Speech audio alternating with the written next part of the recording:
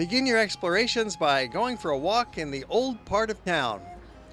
The historic center of Cusco presents a harmonious combination of massive Inca walls with Spanish colonial structures built around and on top of them, with interesting shops and restaurants scattered throughout.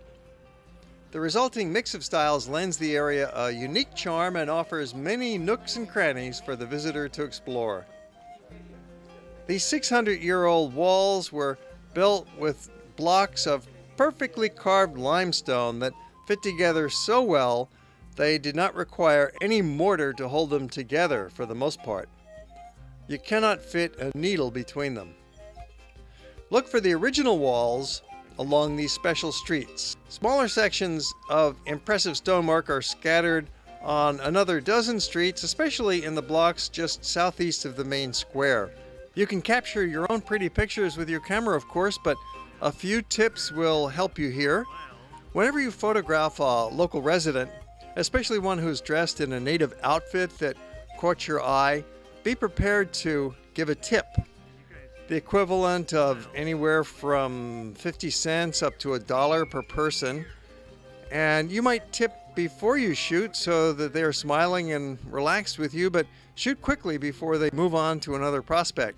If you see a lady with a llama or a baby sheep and with her kids or a baby on her back, go for it and set up a pose with a nice background. After all, that's why they're here, out on the streets all dressed up and ready to shoot. Be sure to get some photos of the Inca walls perhaps in the background, or the cloisters, or the columns, the colonnades, the wonderful buildings of Cusco, while including someone to show off the massive scale of the stones. Preferably some of the little kids in costume, perhaps with their mom, little baby sheep.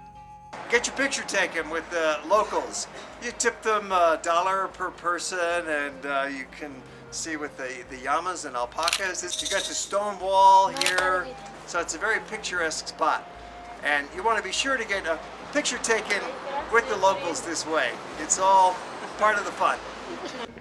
And wander into some of the backyards and open courtyards to see even more of these spectacular walls. Unfortunately, very little is actually known about the Inca. The Inca people had no written language, and their culture was so severely devastated by the Spanish conquistadors that most oral traditions were lost. Despite the gaps in our knowledge, you can still admire the sheer physical beauty of Cusco's stone structures, which often display a combination of the colonial-style roofs built on the Inca walls. The Spanish tradition was to demolish the thatch roof of the Inca buildings and put tile roofs on the remaining foundation and supporting walls. This produced an enjoyable architectural amalgamation using the best of both worlds. After a while, you'll be able to tell the difference between the original Inca walls and the later stone walls, which are more crudely made. The main religious structures of a place are nearly always worth visiting, and this is certainly true of the Cathedral and Coricancha, the principal Inca temple.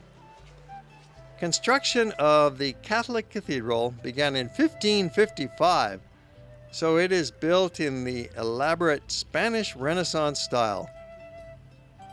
Many interesting paintings done in the style of the Cusco school decorate the vast interior. Native artists learned Renaissance and Baroque techniques of the 15th and 16th century from Spanish painters. Then they adapted the style to include local traditions. For example, one painting of the Last Supper features Christ presiding over a meal of guinea pig, a local delicacy. These paintings are highly prized in the art world, especially since very few are produced today. On the other hand, simple, inexpensive watercolors are widely available in the streets and shops of Cusco, and they make excellent souvenirs.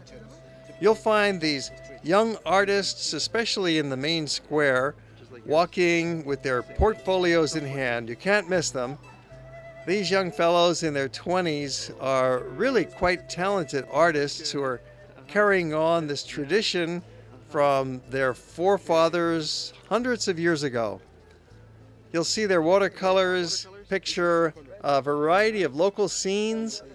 There'll be the ladies sitting gossiping. You'll have the cobblestone lanes, the narrow staircases leading up the hillsides, the pastel-colored colonial-style buildings.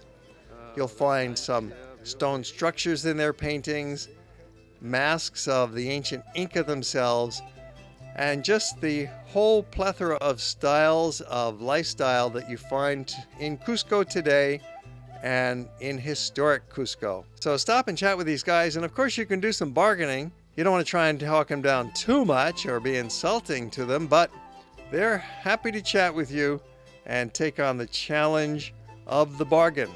You could probably get a beautiful original artwork for $30.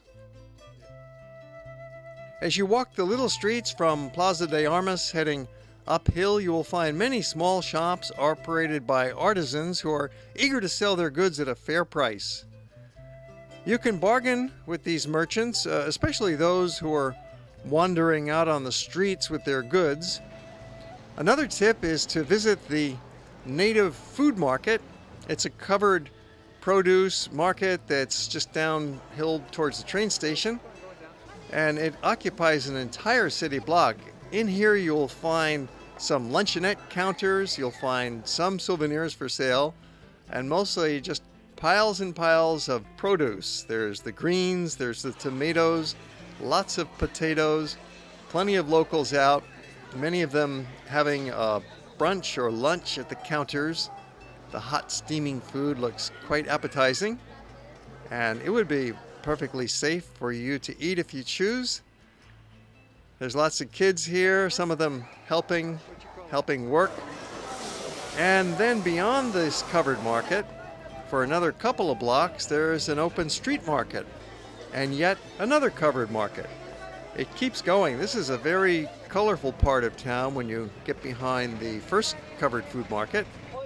You get into a neighborhood where there's very few, if any, tourists, strictly local, many of them out crowding the streets. There's some vendors right on the sidewalk. There's some street front shops selling produce. There's little luncheonettes.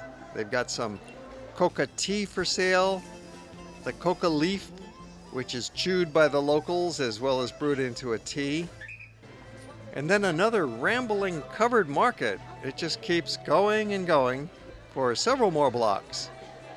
Here you've got the kids, the old folks, the shoppers, and the vendors all together in one really colorful sight. So have a walk back there and grab some photos and then head on back into town.